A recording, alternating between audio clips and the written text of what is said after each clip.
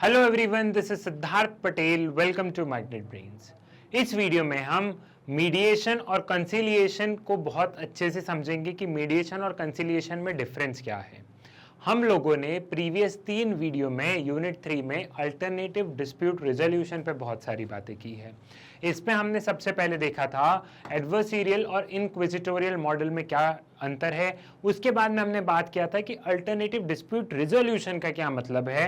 And then third video में हमने बात की थी कि आर्बिट्रेशन और ट्राइब्यूनल का क्या मतलब है और इन दोनों में क्या डिफरेंस है। अब बेसिकली ये जो वीडियो होगा ये मीडिएशन और कंसीलिएशन पे होगा और इस वीडियो में हम साथ ही साथ बात करेंगे कि आर्बिट्रेशन, मीडिएशन और कंसीलिएशन में क्या डिफरेंस है।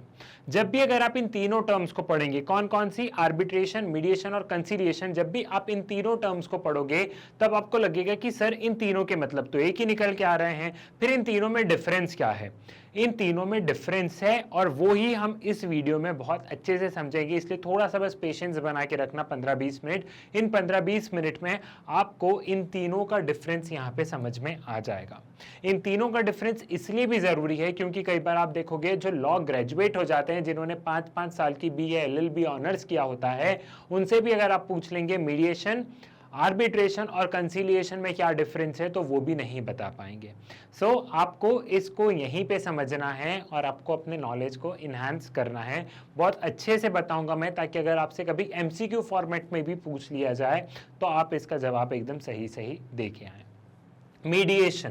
Mediation is a method of alternative dispute resolution, that is ADR, in which parties appoint a neutral third party who facilitates the mediation process in order to assist the parties in achieving an acceptable and voluntary agreement.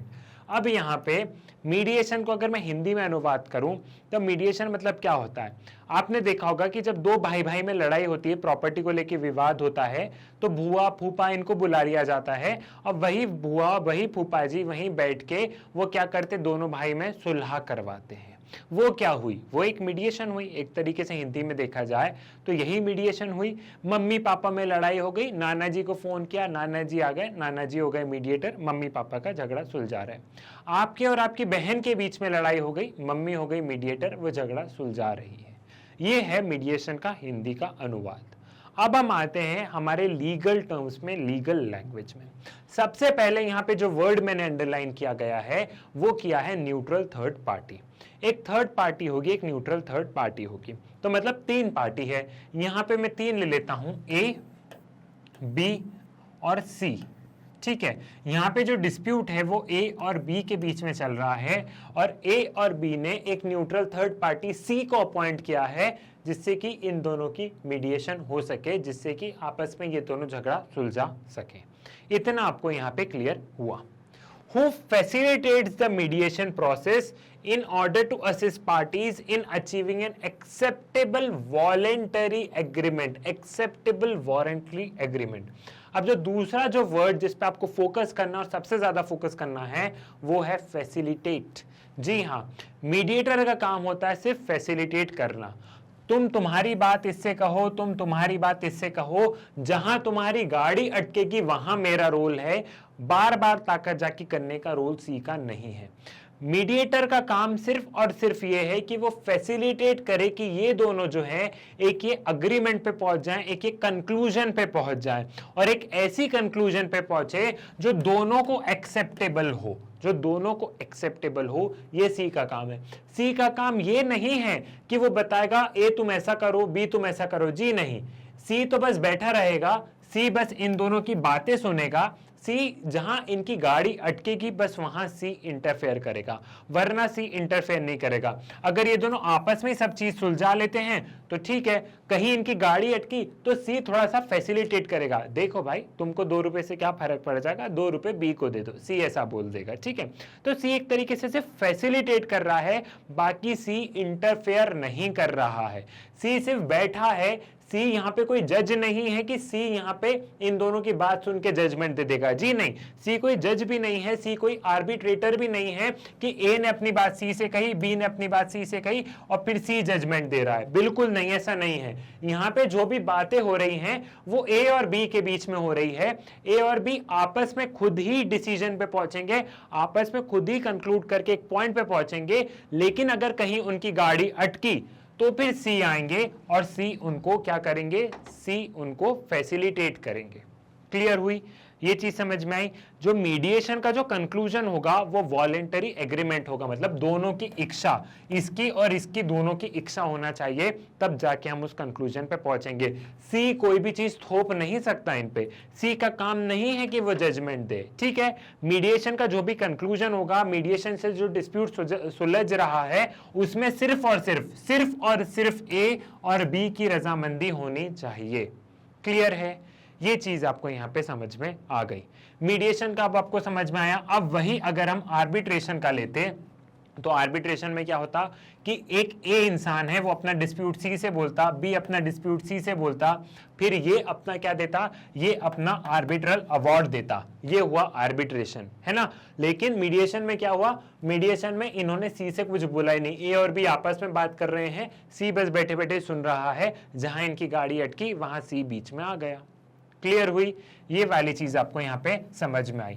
तो फिर से मैं इस statement को पढ़ता हूं क्योंकि यही स्टेटमेंट सबसे ज्यादा इंपॉर्टेंट है इस पूरे वीडियो में। इस स्टेटमेंट से ही आपका पूरा मीडिएशन का क्लियर हो जाएगा, और जो वर्ड्स मैंने अंडरलाइन किए हैं वो आपको ध्यान रखना है यहाँ पे। Mediation is a method of ADR in which parties appoint a neutral third party। एक न्यूट्रल थर्ड पार्टी को अपॉइंट किया जाता है, और इस न्यूट्रल थर्ड पार्टी का काम क्या है, इस न्यूट्रल थर्ड पार्टी का काम है who facilitates the mediation process in order to assist the parties in achieving an acceptable voluntary agreement। एक ऐसा एग्रीमेंट पे दोनों पार्टीज पहुंचे जो दोनों को एक्सेप्टेबल हो। सो न्यूट्रल थर्ड पार्टी मीडिएटर का काम है कि फैसिलिटेट करना, और फैसिलिटेट करने के साथ साथ यहाँ पे जो कंक्लूजन निकलेगा वो जो दोनों जो पार्टी है, जो ए और बी है, वो एक एक्सेप्टेबल, जो दोनों को एक्सेप्टेबल हो उस जगह पे पहुंचे। ठीक है, ठीक। सो ये दो पार्टी हो गई, ए बी, और ये जो सी जो है, जो मीडिएशन करवा रहा है, इसको हम बोलेंगे मीडिएटर। इसे हम क्या बोलेंगे, इसे हम बोलेंगे मीडिएटर। क्लियर है, ये वाली चीज भी आपको यहाँ पे समझ में आ गई है। ठीक है, सो ये वाला पॉइंट आपको क्लियर हुआ, और इस पॉइंट से ही आप सारे डिफरेंस निकाल लोगे। इस पॉइंट से ही हमें आर्बिट्रेशन से डिफरेंस समझ में आएगा, और इसी पॉइंट से मैं आपको कंसिलिएशन का भी डिफरेंस बताऊंगा कुछ समय पश्चात। ठीक, mediation is premised on a voluntary will of the parties and its flexible and informal technique of dispute resolution। जो मीडिएशन है वो वॉलेंट्री विल पे बेस्ड है। ए और बी की इच्छा हुई कि हम आपस में सुलह कर लेते हैं, कहाँ कोर्ट कचहरी में जाएंगे, तो ये आपसी सहमति से वो मीडिएशन में गए हैं कि कोर्ट कचहरी में बहुत लंबा टाइम लगेगा, हम आपसी में सुलह कर लेते हैं। Mediation is premised on voluntary will of the parties and its flexible and informal technique of dispute resolution। और ये flexible है, यहाँ कोई टाइम नहीं लगता, यहाँ कोई तारीख पे तारीख नहीं लगता, 2 3 4 मीटिंग में हम कंक्लूजन पे पहुंच जाते हैं। ठीक है, समझ में आ गया। और कंक्लूजन पे नहीं पहुंचे तो फिर भले चले जाएंगे कोर्ट, कोशिश तो करें। ठीक, Mediation is more formal than negotiation but less formal than arbitration or litigation। इसका बेसिकली मतलब यह है कि नेगोशिएशन यहाँ पे है, नेगोशिएशन इजी है, उससे थोड़ा सा डिफिकल्ट मीडिएशन, और आर्बिट्रेशन और थोड़ा सा, मतलब यहाँ पे सबसे ज्यादा रूल्स एंड रेगुलेशन, फिर यहाँ पे थोड़े से कम रूल्स एंड रेगुलेशन, फिर यहाँ पे बहुत ही कम रूल्स एंड रेगुलेशन। तो नेगोशिएशन, मीडिएशन, आर्बिट्रेशन, ये इस स्टेटमेंट का मतलब है। Unlike the litigation and similar to arbitration, mediation is relatively inexpensive, fast and confidential। अब यहाँ पे किससे कंपेयर किया है, यहाँ आर्बिट्रेशन से कंपेयर किया है कि जैसे आर्बिट्रेशन क्या है, आर्बिट्रेशन इनएक्सपेंसिव होता है, आर्बिट्रेशन में फटाफट आर्बिट्रल अवार्ड दे दिया जाता है, आर्बिट्रेशन में जो भी चीजें होती है वो कॉन्फिडेंशियल होती है, तो वैसे ही मीडिएशन में भी फटाफट, मीडिएशन इनएक्सपेंसिव होगी, वकील तो होगा नहीं, दो लोग आपस में बैठ के सुलह कर रहे हैं, ठीक है, फटाफट उसका जजमेंट निकल जाएगा, साथ ही साथ कॉन्फिडेंशियल होगी, जो भी बातें हो रही 2 3 लोगों के बीच में हो रही, बाहर दुनिया वाले को क्या पता। ठीक है, Further, mediation and arbitration differs on the grounds of nature of award rendered. यहाँ पे सबसे इंपॉर्टेंट है, यहाँ पे देखो बताया गया है कि जो मीडिएशन और आर्बिट्रेशन है वो जो अवार्ड जो जजमेंट आता है उस पे डिफरेंस है दोनों में। क्या डिफरेंस है? The outcome of mediation does not have similar binding like an arbitral award. जब आर्बिट्रेशन में जब जजमेंट दिया जाता है उसे हम क्या बोलते हैं? आर्बिट्रल अवार्ड बोलते हैं, ठीक है। आर्बिट्रेशन में जब आर्बिट्रेटर, जज नहीं बोलते हम, आर्बिट्रेटर बोलते हैं, तो जब आर्बिट्रेटर अपना जब जजमेंट देता है तो हम उसे बोलते हैं arbitral award.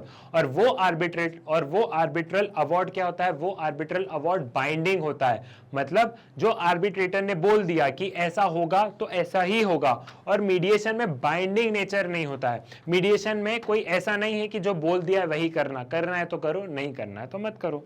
Non binding nature है यहाँ पे। However, though non-binding, these resolution agreements may be incorporated into legally binding contract, which is binding on the parties who can execute the contract. अब यहाँ पे बताया गया है कि although mediation नॉन बाइंडिंग है लेकिन उसको हम बाइंडिंग बना सकते हैं कॉन्ट्रैक्ट के थ्रू। उसे हम एग्जाम्पल के थ्रू समझते हैं। फिर मैं वही एग्जाम्पल लूंगा कि ए और बी के बीच में डिस्प्यूट चल रहा है, ए और बी के बीच में डिस्प्यूट है। यहाँ पे इन्होंने मीडिएटर बनाया है सी को। सी क्या कर रहा है? सी फैसिलिटेट कर रहा है, ए और बी अपनी बात कर रहे हैं, ठीक है। अब इनकी बात चली भैया, आज चली, कल चली, परसों चली, परसों ये कंक्लूजन पे आ गए कि नहीं नहीं ठीक है, ऐसा ऐसा करके जो हमारा जो मैटर है हम इसको सुलझा लेंगे, ठीक है। अब यहाँ पे ऐसा हुआ कि इनका जो मैटर है सुलझा लेंगे। जैसे ये दोनों अग्री हो गए कि हाँ ठीक है भैया, मैं तेरी जमीन पे नहीं आऊंगा, तू मेरी जमीन पे नहीं आएगा, और ये जो बीच में ये जो इतनी सी जो रोड है इसे हम खाली छोड़ देंगे। ऐसा समझ लेते हैं कि इन दोनों में एक प्रॉपर्टी का विवाद चल रहा था। ए और बी की प्रॉपर्टी एकदम आइट साइड में थी। ए बोल रहा था कि इस प्रॉपर्टी में थोड़ा सा हिस्सा मेरा है, और बी बोल रहा था कि तेरी प्रॉपर्टी में मेरा हिस्सा थोड़ा सा है। तो इन्होंने वॉलेंटरी एग्रीमेंट से ये निकाला कि ठीक है हम इतने हिस्से को छोड़ देते हैं, इतने हिस्से में कोई भी खेती नहीं करेगा। तो जैसे ये कंक्लूजन पे पहुंचे तो सी ने क्या किया? सी ने सोचा कि तुम्हारा भविष्य में कभी लड़ाई नहीं हो, तो सी ने कॉन्ट्रैक्ट बना दिया। कॉन्ट्रैक्ट बना दिया, सी एक लॉयर है, सी ने अपनी सील लगाई, सी ने ए और बी दोनों से बोला तुम साइन करो ताकि फ्यूचर में क्या हो, फ्यूचर में तुम कभी इस चीज पे नहीं लड़ो। तो although mediation non binding nature थी, लेकिन अब जब ये कंक्लूजन पे पहुंच गए हैं और एक कंक्लूजन पे पहुंचने के बाद में एग्रीमेंट में उन्होंने सारी चीजें लिख दी कि आगे से फ्यूचर में सारी चीजें ऐसी होगी, और दोनों ने सिग्नेचर कर दिए, तो फिर वो बाइंडिंग नेचर की हो गई। तो मीडिएशन होती तो क्या है? मीडिएशन तो नॉन बाइंडिंग होती है, लेकिन जब हम एक कंक्लूजन पे पहुंच जाते हैं और जब लोग सोचते हैं कि अब कंक्लूजन हो ही गया है और बार बार भविष्य में जो रोज की रिकझिक है उससे बचना है, तो वो लोग उस एग्रीमेंट पे साइन कर देते हैं, सारी चीजें वो लिख देते हैं जो भी उन्होंने मीडिएशन में डिसाइड किया है और साइन कर देते हैं। तो वो मीडिएशन का क्या हो गया? वो मीडिएशन एक बाइंडिंग नेचर का रूप ले लिया उसने। क्लियर है? ये चीज आपको यहाँ पे समझ में आ गई है, ठीक है। ये वाली चीज आप यहाँ पे समझ गए हैं। Now mediation can be classified into following categories. अब मीडिएशन को हम इन 5 कैटेगरीज में क्लासिफाई कर सकते हैं। पहला कौन सा है? इवैल्यूएटिव मीडिएशन, दूसरा है फैसिलिटेटिव मीडिएशन, थर्ड है transformative mediation, then fourth mediation with arbitration, then online mediation. अब एक एक करके हम इनको समझेंगे। ये इतना ज्यादा इंपॉर्टेंट नहीं है, मतलब इंपॉर्टेंट है लेकिन इतना ज्यादा नहीं है। जो सबसे ज्यादा इंपॉर्टेंट है वो ये चीज है कि आर्बिट्रेशन, मीडिएशन और कंसिलिएशन, इनमें क्या डिफरेंस है।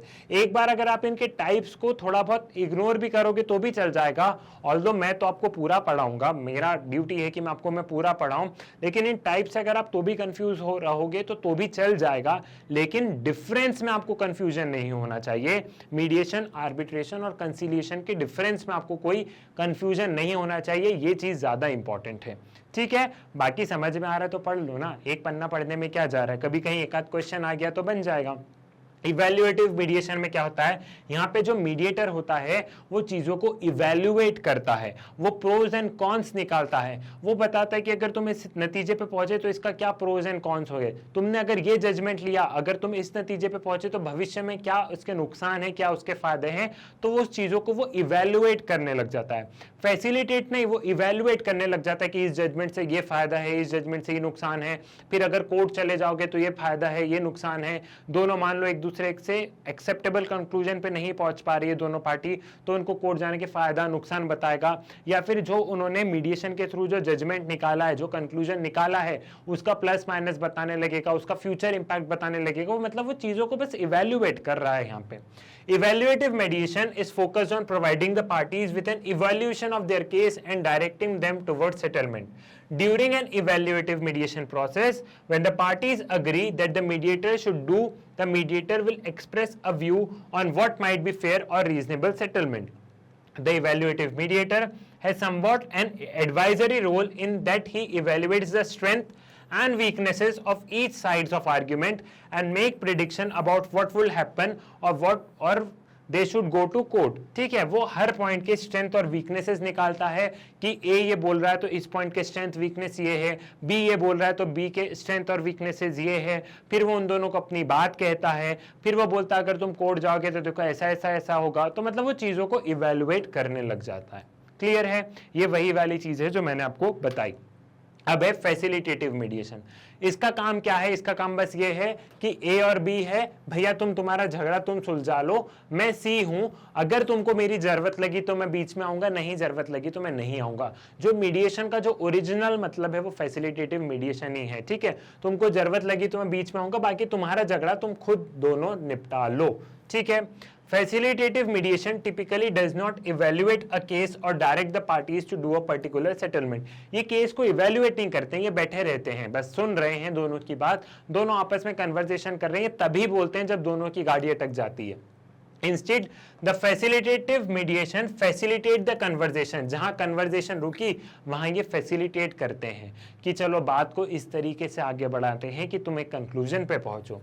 These mediator act as a guardian of the process, not the content or outcome। ये जो मीडिएटर्स हैं ये गार्जियन होते हैं, मतलब इनकी रिस्पॉन्सिबिलिटी है कि जो मीडिएशन चल रही है वो सही हो रही है, ये कोई आउटकम, इनको आउटकम से मतलब नहीं है। ठीक है, तुम्हारा आउटकम निकले तो भी सही है, मतलब ए और बी दोनों आपस में मान जाए तो भी सही है, नहीं निकले तो भी कोई बात नहीं। ये बस फैसिलिटेट कर रहे हैं कि गाड़ी अटकी तो उन्होंने बताया कि नहीं इसको ऐसे निपटा लो, अब इसके बावजूद भी वो दोनों नहीं अग्री हो पा रहे सोल्यूशन पे, तो उसमें ये क्या करे, कोई बात नहीं, हम क्या कर सकते हैं। During a facilitative mediation session, the parties in dispute control what will be discussed and how their issues will be resolved. Unlike the transformative mediator, the facilitative mediation is focused on helping the parties and find a resolution to their dispute। वही वाली बात है कि यहाँ पे वो क्या करते हैं, यहाँ पे बस कोशिश कर रहे हैं कि पार्टीज एक कंक्लूजन पे पहुंच जाए, और ये सिर्फ फैसिलिटेट कर रहे हैं, इससे आपका काम हो जाएगा। ठीक है, जो ट्रांसफॉर्मेटिव मीडिएशन होती है वो एम्पावरमेंट और रिकॉग्निशन पे बेस्ड होती है। एम्पावरमेंट और रिकॉग्निशन पे बेस्ड कैसे? एम्पावरमेंट और रिकॉग्निशन पे बेस्ड का मतलब ये है कि इसका ये फायदा होगा डिसीजन से और इसका ये नुकसान होगा, या फिर इसका ये फायदा होगा और इसका ये नुकसान होगा, मतलब मैं ये कर रहा हूं तो मेरा क्या फायदा, मेरा क्या नुकसान। ठीक है, सो ये इस चीज पे ये ट्रांसफॉर्मेटिव मीडिएशन फोकस करती है। यहाँ पे आपको वर्ड एम्पावरमेंट और रिकॉग्निशन पे फोकस करना है। ठीक है, जो यहाँ पे a competent transformative mediator practice with a micro focus on communication, identifying opportunities for empowerment and recognition as those opportunities appears in the party with own conversation and responding in ways that providing an opening for parties to choose what if anything to do with them। यहाँ पे ये होता है, जो mediator होता है वो उन दोनों की कॉन्वर्जेशन को सुनता है, दोनों की कॉन्वर्जेशन से वो देखता है कि इसके लिए क्या फायदा है, इसके लिए क्या नुकसान है, इसके लिए क्या फायदा है, इसके लिए क्या नुकसान है, और एक अपना मतलब एक मान लो कि बी कुछ ज्यादा कर रहा है तो ए से उसका क्या फायदा है, इस सारी चीजों को ये ट्रांसफॉर्मेटिव मीडिएटर देखता है।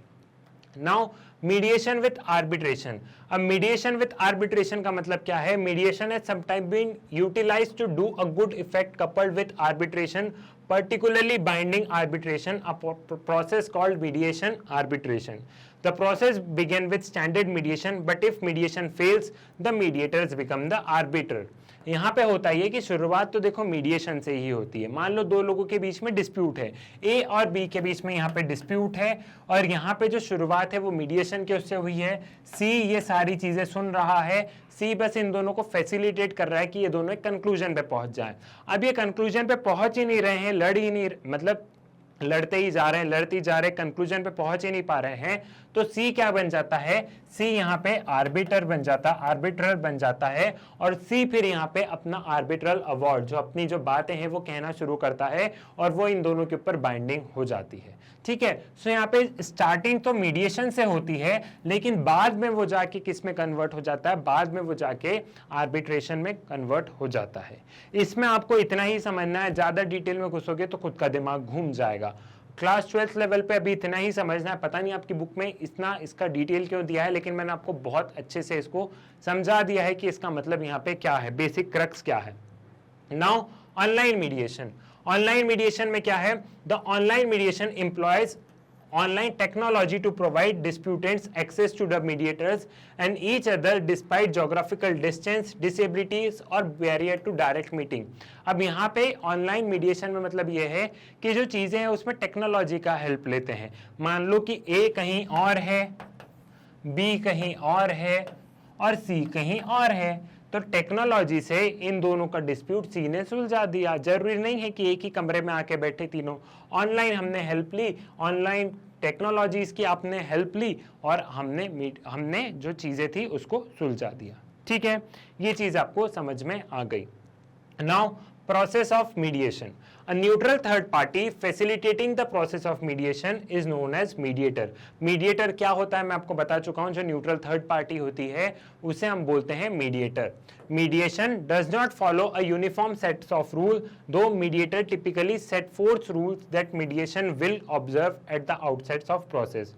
यहाँ पे ऐसा कहा जाता है कि मीडिएशन के कोई यूनिफॉर्म रूल्स नहीं है कि इस तरीके से होगा, लेकिन जब प्रोसेस स्टार्ट होती है तब मीडिएटर कुछ रूल्स डिसाइड कर देता है। ठीक है, हम ये नहीं कह सकते जैसे ऐसा है ना कि ये जो लॉ है ये पूरी कंट्री में एक साथ एप्लीकेबल होगा।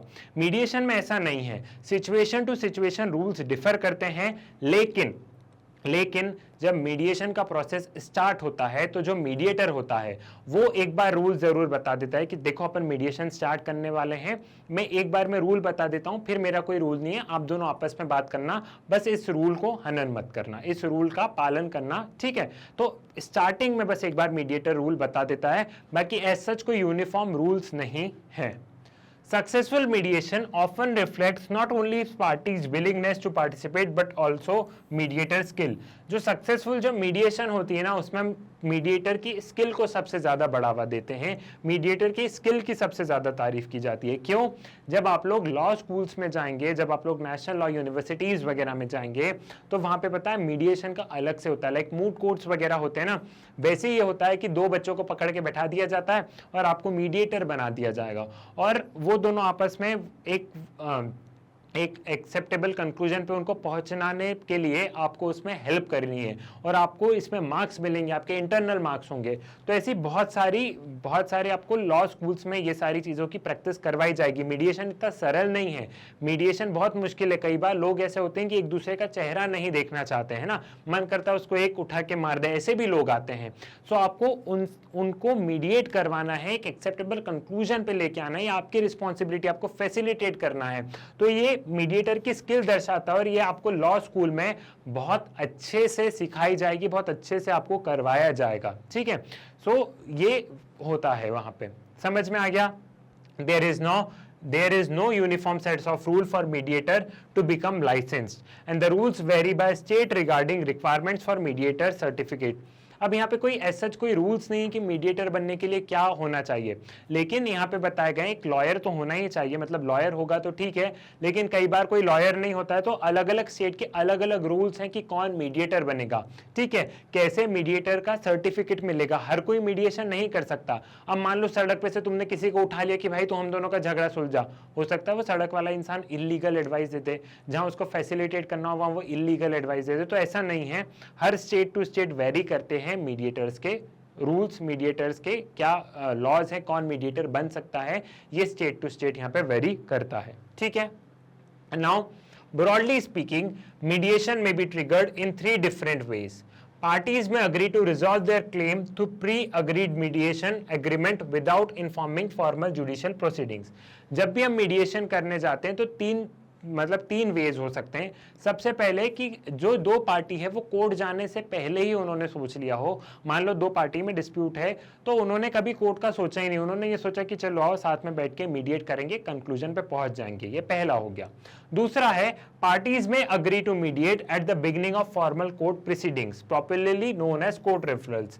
यहाँ पे ये होता है कि कोर्ट्स में प्रोसीडिंग्स चली गई है, कोर्ट में केस चले गया है, लेकिन कोर्ट में केस जाने के बाद एकदम इनिशियल स्टेज पे ही पार्टी को लगता है कि नहीं यार कोर्ट में बहुत टाइम लग जाएगा, आपस में बैठ के सुलझा लेते हैं, तो तब हो जाता है, तब मीडिएशन पॉसिबल है। तो उसे हम कहते हैं कोर्ट रेफरल्स, और इसे हम कहेंगे प्री लिटिगेशन मीडिएशन, मतलब कि कोर्ट में केस फाइल ही नहीं किया है, इससे पहले ही वो दोनों मीडिएट कर रहे हैं। और यहाँ पे कोर्ट में केस फाइल कर दिया है, इनिशियल लेवल पे प्रोसीडिंग्स है, लेकिन दोनों पार्टी को लगा कि नहीं साथ में बैठ के सुलझा लेंगे, कोर्ट में बहुत टाइम लगेगा, तो उसे हम कहेंगे कोर्ट रेफरल्स।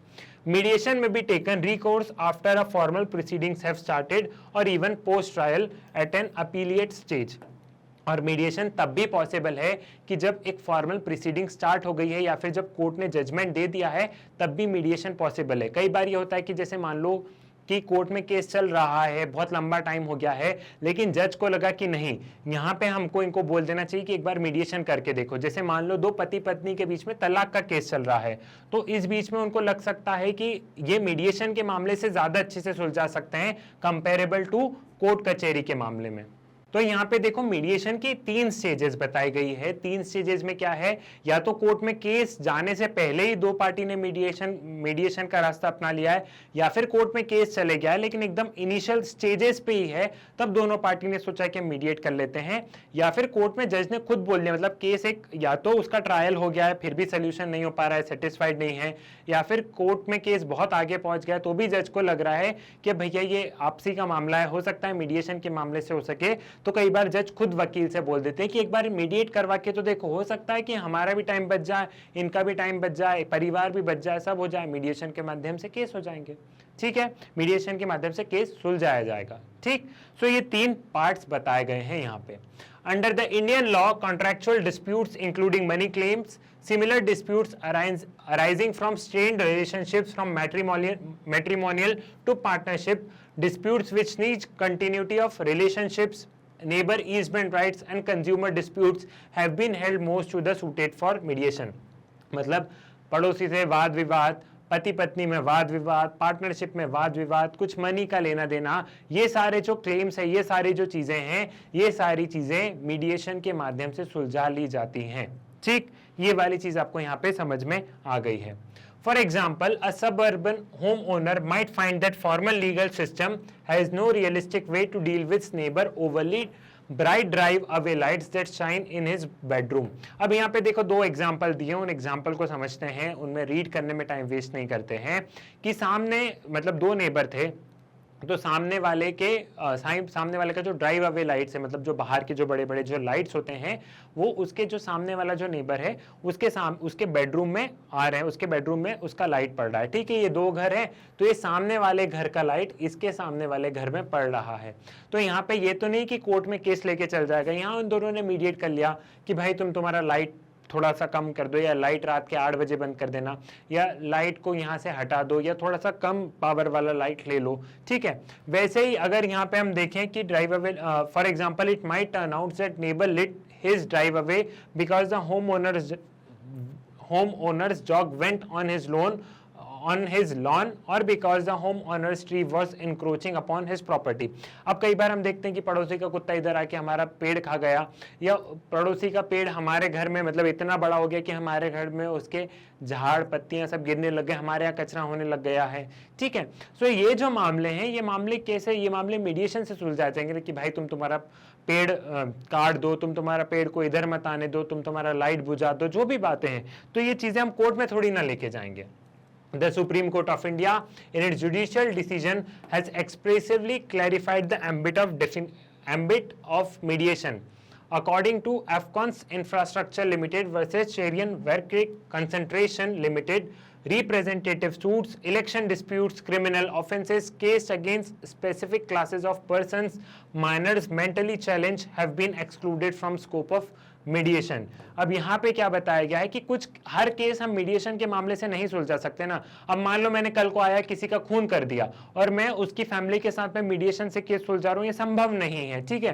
तो ऐसे कोई क्रिमिनल ऑफेंसेस, कोई इलेक्शन का कोई केस है, ठीक है, मैंने कोई मान लो कोई फिजिकली या मेंटली चैलेंज है, मैं उसको परेशान कर रहा हूँ, ये मीडिएशन के माध्यम से नहीं सुलझाया जा सकते। तो मीडिएशन में हर केसेस नहीं आते हैं जिसमें क्रिमिनल वगैरह तो बिल्कुल नहीं आते हैं।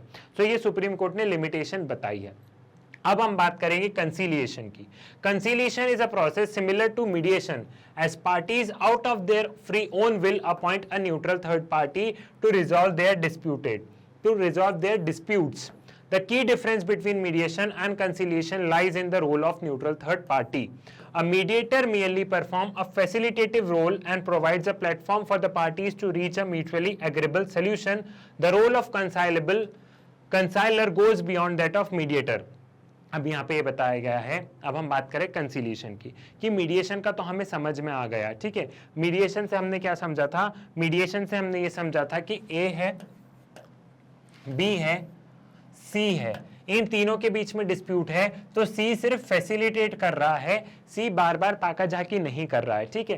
सी सिर्फ फैसिलिटेट कर रहा है कि जहां इन दोनों की गाड़ी अटकेगी वहां मैं बीच में आ जाऊंगा, ये हो गया मीडिएशन। लेकिन कंसीलिएशन में क्या है कि सी बार बार इंटरवीन कर रहा है, सी बार बार क्या कर रहा है? इंटरवीन कर रहा है, सी बार बार इंटरफेयर कर रहा है, ठीक है। इन दोनों में लड़ाई है, ये दोनों मीडिएट कर रहे हैं, लेकिन यहाँ पे सी फैसिलिटेट के साथ साथ बीच में बार बार अपनी टांग अड़ा रहा है कि नहीं भाई तू ऐसा कर, नहीं बहन तू ऐसा कर, नहीं भाई तू ऐसा कर, ठीक है। ये जब करने लग जाता है तो उसे हम बोलेंगे कंसीलिएशन। यहाँ पे ये होगा कि सी जब बहुत ज्यादा इंटरफेयर करने लग गया है, बहुत ज्यादा इंटरवीन करने लग गया है, तो वो हो गया है कंसीलिएशन, ठीक है। कंसीलिएशन और मीडिएशन का सब कुछ सेम है, लेकिन ये वाली चीज है कि यहाँ पे सी फैसिलिटेट नहीं करके इंटरवीन करने लगता है, बहुत ज्यादा इंटरफेयर करने लगता है, तो वो होगा कंसीलिएशन, ठीक है। ये चीज आपको यहाँ पे समझ में आ गई है। A conciliar may be interventionist in the sense that he may suggest potential solution to the parties in order to resolve their claims and disputes. यहाँ पे जो कंसीलियर है वो बार बार बताने लग गया कि ऐसे सोल्यूशन पे जाते हैं, ऐसे सोल्यूशन पे जाते हैं, ऐसा कर लेते हैं, तो उसे हम बोलेंगे कंसीलिएशन। लेकिन मीडिएटर क्या होता है? मीडिएटर सिर्फ बैठा रहता है, मीडिएटर जो तुमको सोल्यूशन पे जाना हो सोल्यूशन पे चल जाओ, ठीक है। लेकिन यहाँ पे कंसीलियर क्या करता है? नहीं ऐसा सोल्यूशन कैसा होगा, नहीं ऐसा कैसा होगा, सो वो उसे हम बोलेंगे कंसीलिएशन, ठीक। Now, laws on mediation and conciliation. Both mediation and conciliation are governed by Section 89, a provision inserted by 2002 Amendment of Civil Procedure Code 1908. Section 89 of the code only deals with the court-referred mediation. Pre-litigation mediation is not yet governed by any law in India. अब यहाँ पे बताया गया है कि mediation और जो conciliation है वो सेक्शन 89 जो है, जो सिविल प्रोसीजर कोड का जो है, उससे गवर्न होते हैं, ठीक है, उससे गवर्न है दोनों चीजें। और हमारे यहाँ कोर्ट रेफर्ड मीडिएशन ही बताया गया है, जो सेक्शन 89 में सिर्फ और सिर्फ कोर्ट रेफर्ड मीडिएशन की बात की गई है। जो प्री लिटिगेशन मीडिएशन है उसके लिए अभी कोई लॉ नहीं है, लेकिन तो भी वो चलता है, वो होता है, ठीक है, कि कोर्ट में जाने से पहले। वैसे ही कंसीलिएशन का भी section 89 of civil procedure code में दिया गया है। The process and methods within the conciliation have been described in arbitration and conciliation act 1996. Further, the Industrial Dispute Act 1947 also provides for the conciliation as a viable means of resolving disputes in labor sector.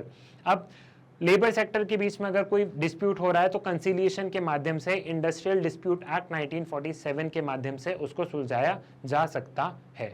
Clear है? तो arbitration, mediation और conciliation में क्या difference है?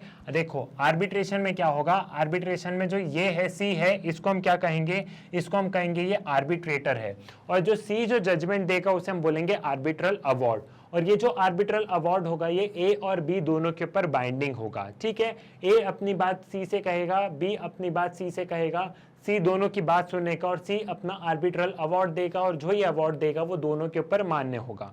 Mediation में क्या होगा कि ए और बी है, सी भी है, लेकिन सी सिर्फ बैठा है, ए और बी अपनी बात कर रहे हैं, ठीक है, ए और बी खुद सॉल्यूशन निकाल रहे हैं और जो सॉल्यूशन होगा वो वॉलेंटरी होगा, मतलब दोनों की इच्छा से होगा, वॉलेंटरी बेसिस पे पहुंचेंगे वो, ठीक है, वॉलेंटरी विल पे बेस्ड होगा। और जहां ए और बी की गाड़ी अटकेगी सिर्फ वहां सी उसको फैसिलिटेट करेगा। मान लो ए और बी की गाड़ी अटक गई कि अब और क्या करें, आगे कुछ समझ नहीं आ रहा, तो सी बस एक हल्का सा पुश देगा कि वापस उनकी कॉन्वर्जेशन स्टार्ट हो और वो आपस में मीडिएट कर पाए, ठीक है। यहाँ पे जो भी मीडिएशन से जो इनका सोल्यूशन निकलेगा वो बाइंडिंग इन नेचर नहीं होता है, ठीक है, ये चीज आप समझ गए। वो अलग बात है कि वो जो कंक्लूजन निकला है, वो जो सोल्यूशन निकला है, उसको अगर आप बाद में एक एग्रीमेंट बना के लिख देते हैं और साइन कर देते हैं तब बाइंडिंग होगा, लेकिन नॉर्मली देखा जाए तो वो बाइंडिंग नहीं होता है। कंसीलिएशन में क्या होता है कि ए और बी दोनों बात कर रहे हैं, ये है कंसीलियर, ए और बी दोनों बात कर रहे हैं, लेकिन सी बार बार इंटरवीन कर रहा है और सी बता रहा है देखो ऐसा सोल्यूशन होगा, देखो ऐसा सोल्यूशन होगा, देखो ऐसा कर देते हैं, तो सी यहाँ पे बार बार इंटरफेयर कर रहा है। तो ये पूरा डिफरेंस था मीडिएशन, आर्बिट्रेशन और किसके ऊपर, कंसीलिएशन के ऊपर, जो कि अच्छों को समझ में नहीं आता है, लेकिन मुझे पूरा विश्वास है कि इस लेक्चर के बाद में आपको इन तीनों का डिफरेंस अच्छे से समझ में आ गया होगा। मैग्नेट ब्रेन्स के वीडियो आप लोग YouTube से तो एक्सेस कर ही सकते हैं, बट बहुत बार ये होता है कि आपको YouTube पे वीडियो नहीं मिल पाते हैं, तो उसका सोल्यूशन भी मैग्नेट ब्रेन्स लेके आया है। वो सोल्यूशन है मैग्नेट ब्रेन्स की वेबसाइट। मैग्नेट ब्रेन्स की वेबसाइट तक पहुंचने के लिए सिंपली magnetbrains.com लिखिए गूगल पे और सर्च पे क्लिक कीजिए। जैसे ही आप magnetbrains.com लिख के सर्च पर क्लिक करेंगे कुछ इस तरीके का इंटरफेस आपको नजर आएगा, जिसमें नीचे दिया गया होगा एक्सप्लोर टॉप कोर्सेज। यहाँ पे क्लास KG से क्लास 12 तक मेंशन है। सपोज कीजिए कि आप यहाँ पे क्लास 12 पे क्लिक करते हैं, तो जैसे ही आप क्लास 12 पे क्लिक करेंगे क्लास 12 के जितने भी सब्जेक्ट्स पे वीडियोस बन गए हैं, चाहे वो साइंस स्ट्रीम से हो, चाहे कॉमर्स स्ट्रीम से हो, चाहे ह्यूमैनिटीज स्ट्रीम से हो, वो सभी वीडियोस आपको, वो सभी सब्जेक्ट्स के कोर्सेज आपको कुछ इस तरीके से नजर आएंगे। अगर आप थोड़ा सा स्क्रॉल करके नीचे जाएंगे तो यहाँ पे आपको क्लास 12 का लीगल स्टडीज नजर आएगा। सपोज आप क्लास 12 लीगल स्टडीज पर क्लिक करेंगे तो क्लास 12 लीगल स्टडीज के वीडियोस कुछ आपको इस फॉर्मेट में मिलेंगे। यहाँ पे जो वीडियोस होंगे वो चैप्टर वाइज फॉर्मेट में अरेंज होंगे एंड चैप्टर वाइज में भी टॉपिक वाइज वीडियोस अरेंज होंगे। साथ ही साथ मैग्नेट ब्रेन्स पर extra learning mates all legal series करके भी स्टार्ट की गई है, जिससे कि आप अपना लीगल नॉलेज इनहेंस कर सकते हैं। सीरीज का नाम है इट्स ऑल लीगल, जो कि आप वेबसाइट पे या ऐप के माध्यम से एक्स्ट्रा लर्निंग में आपको मिल जाएगी। So it is up to you. अगर आप यूट्यूब से कंफर्टेबल है तो यूट्यूब से पढ़िए, और यूट्यूब पे वीडियो नहीं मिल पा रहे हैं तो आप वेबसाइट के माध्यम से पढ़ाई कर सकते हैं। मैग्नेट ब्रेन्स एक ऐसा चैनल है जहाँ पे क्लास KG से क्लास 12 तक बिल्कुल फ्री एजुकेशन प्रोवाइड किया जाता है। यहाँ पे जितने भी वीडियोज हैं वो बिल्कुल फ्री ऑफ कॉस्ट अवेलेबल हैं। सो ज़्यादा से ज़्यादा आप इन वीडियोज़ को शेयर कीजिए, साथ ही साथ चैनल को सब्सक्राइब कीजिए। मुलाकात होगी आपसे नेक्स्ट वीडियो में एक नए टॉपिक के साथ, तब तक के लिए धन्यवाद।